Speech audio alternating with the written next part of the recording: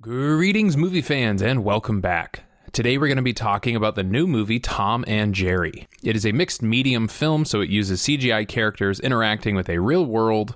And if you think I'm not going to tear this movie apart just because it's a kid's movie, you're in for a surprise, my friends.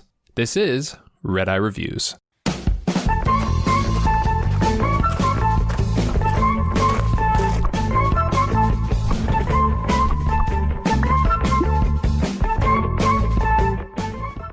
As with all of my videos, we're going to start with a full plot synopsis. If you don't want to know about this very, very simple plot, that is fine. Just skip to this timestamp here, and the rest of us will see in a second.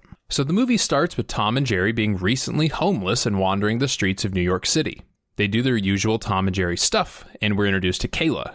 Kayla just got fired and is looking for a new gig. While taking advantage of the free hotel breakfast, she learns of a temp position opening up at the hotel to work in preparation for a celebrity wedding between Ben and Preeta. They're like Instagram influencers. She lies her way into an interview using somebody else's resume and still gets hired. Meanwhile, Jerry finds residence at the hotel, which of course attracts his counterpart in Tom. Plenty more shenanigans happen. We learn that Ken Jeong plays the chef for some reason. And eventually, the hotel learns about the mouse problem. They ask Kayla to get rid of the mouse, and she hires on Tom as her assistant. This plan eventually backfires as the two are swept up in a fight with Spike the dog. I forgot to mention, Spike the dog is owned by Ben, this guy. Anyways, they all fight, and poor Terrence gets thrown under the bus for the whole thing, and he gets fired. The wedding keeps growing in complexity, now involving elephants and tigers and drones, oh my, which we learn is not what Preeta wants. But her fiancé wants the wedding to be big and extravagant and over the top. The wedding finally comes, and Terrence decides to unleash Tom and Jerry into the wedding as revenge for losing his job.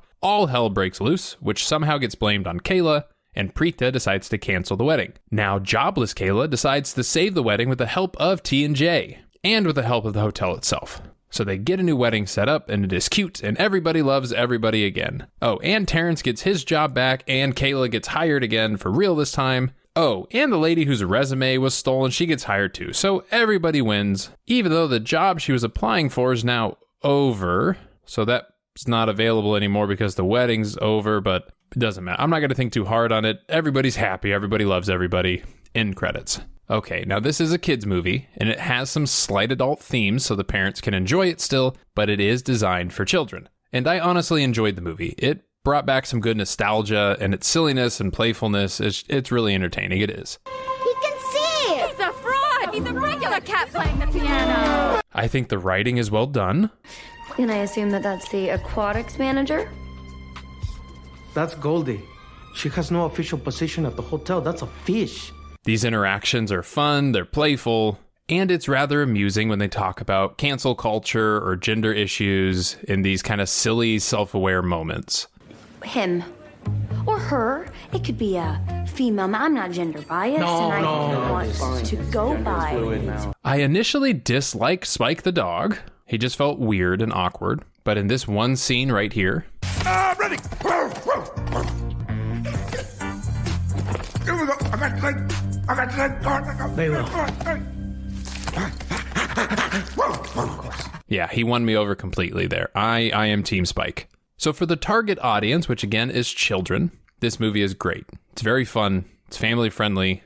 It could be an instant classic. And I am sure some kids are going to watch it on repeat over and over and over, just like I did with that live action Teenage Mutant Ninja Turtles movie back in the 90s. My VHS had burn marks. I watched that movie so much. However, I'm an adult now, and I like to complain about things. So I obviously found issues with this movie, with some of the characters and a lot of plot holes. Firstly, I love Dr. Ken. Nothing wrong with him. I think he's very funny. But he's become our go-to comic relief in the past, 5 years. And I just personally think he's in too many movies now. And good for him. He gets so many roles. That's awesome. But his range is kind of one note. He is Dr. Ken. He is silly. He's sometimes vulgar. That's our guy. He can make anything slightly better just by being in it. Well, except for that hot garbage masked dancer. Not even Dr. Ken can polish that turd. Anyways, though, it is obvious that they cast him in this movie because he's popular right now. But he doesn't really add anything to this movie. And near the end, when he freaks out and decides to attack Jerry by destroying the entire wedding cake in the middle of a wedding, it's a little out of place. It's a little weird. But this leads me into my next issue, which is with the wedding meltdown itself. So Terrence sets Tom and Jerry against each other to start this. Kin then destroys the cake, which causes the elephants to freak out, which sets everything into a crazy spiral that ruins the wedding and destroys a portion of the hotel in the process, right? But then Kayla is blamed for all of this because I guess she's the event planner. I get that for the story to progress and her character to redeem herself, they had to do something. But I mean, in no way was anything that happened her fault. Everyone saw Dr. Kin set the chain of events off, but because Carla hired Tom to help catch Jerry, I guess she's blamed for the whole event collapsing? I know I'm overanalyzing a kid's movie, but come on. You kind of knew I was going to do this. Okay, now to my biggest issue with this whole movie, and this is going to open up a huge can of worms that my fiance hears me complain about all the time, is with the cartoons. Hear me out. They show time and time again that all these animals are intelligent, right? Jerry writes a note. Not only does he write this note, it's legible English. He even leaves a tip for the cheese to be funny. Tom is clearly smart. A lot of the animals talk, which I'm going to assume the humans don't hear because they never speak back to the animals. But we do see over and over that the humans are aware that the animals are hyper intelligent and they have feelings and motivations. So we can accept all this as truth. Then why in the hell is everybody trying to kill Jerry? They put out traps for him. They threaten to poison him if he doesn't leave the hotel. It's over, Jerry. I'm calling in the poison guys. She even says this directly to him.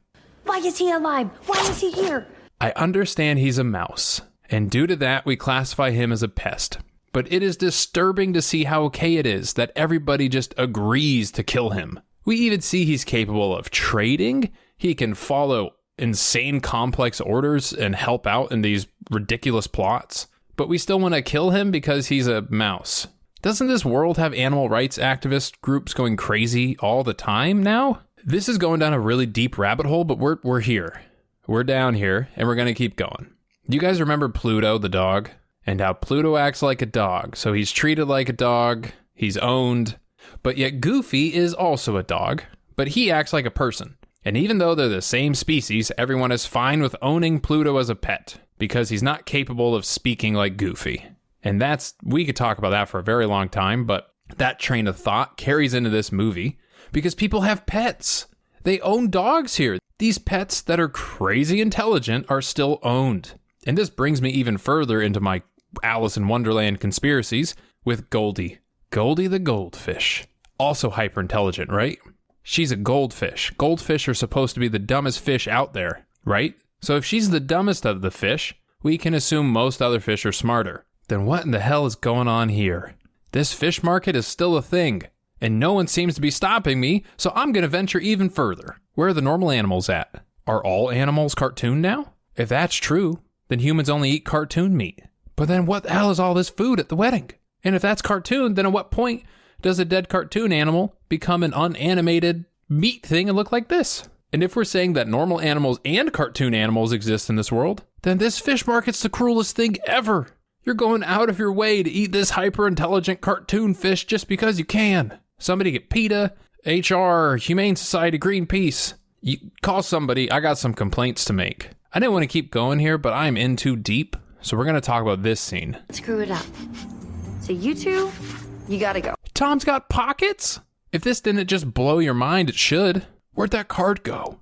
All of this, all these crazy thoughts are all pointing to the very next obvious question, which is, are furries still a thing? Do furries exist in this world? Do the animals find it weird too, or just people? Okay. I am sorry. I took us down a very long, crazy path, but let's get back on topic a little bit. This movie is actually fun. It is really great to see Tom and Jerry again, and I miss all of their antics. So I have two final things that I'm going to complain about, and then I'm going to end this rant. And this first one isn't really a complaint, but there's just a lot of hip-hop music in this movie. Like the birds sing it to us, and occasionally they rap about things. And that's fine. That's totally fine. I don't have any issues with it. I'm just slightly confused what hip-hop has to do with Tom and Jerry, and if hip-hop's like a thing with kids' movies now. And I'm seriously asking. I'm out of the loop with a lot of kids' movies. I mean, I'm clearly out of the loop. I just spent like 10 minutes arguing about the realism of Tom and Jerry movies. But like, is that a thing? Is hip-hop like a thing in kids' movies that happens now? Somebody tell me. I need to know. And then looking past all of this, my final note, and I promise you it is the very end credit scene. And yeah, this movie has an end credit scene, and here it is. Mr. Bro, I just got a bill for both weddings. That's a joke, right? It doesn't look good for you. Thank you for choosing the Royal Gate.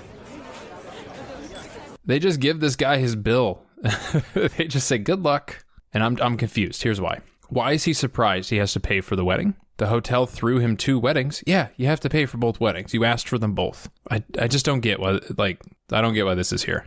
This feels more like a deleted scene as opposed to like an end credit scene, and they just forgot to delete it when they exported their movie file. Okay, that's all of it. I promise you that's all of it. I'm done ranting about the logic behind cartoons for now. There are a lot of things about cartoons that keep me up at night, but we will save those topics for another time. Thank you so much for watching. Please subscribe, please comment, like the video, and let me know if there's any specific movies and stuff you want me to talk about. I will go down any rabbit hole. Didn't mean for that to sound dirty, but here we are. We'll see you next time, and until then, this is Redeye Reviews saying, stay happy and stay healthy.